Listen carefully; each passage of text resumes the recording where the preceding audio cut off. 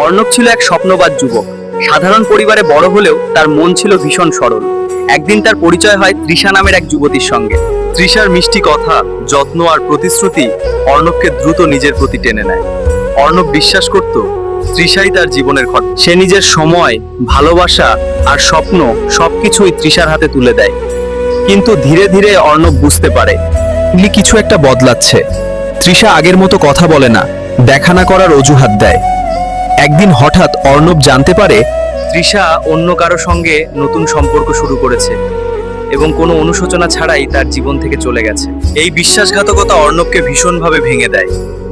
সে নিজেকে একা, মূল্যহীন আর প্রতারিত মনে করতে থাকে।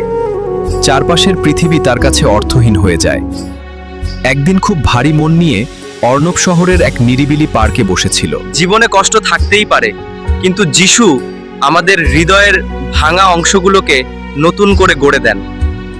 সেদিনের কথাগুলো অর্ণবের মনে গভীর ছাপ ফেলে।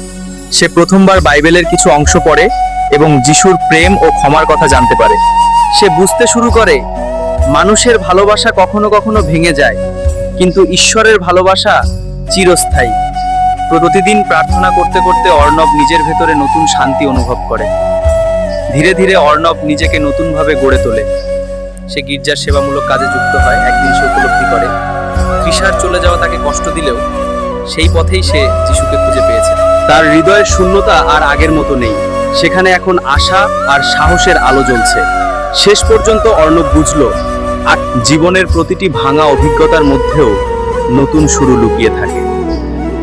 তৃষা তাকে হতাশ করেছিল, কিন্তু যিশুর প্রেম তাকে নতুন পরিচয় দিয়েছে, একজন শক্ত, সহানুভূতিশীল মানুষ হিসেবে।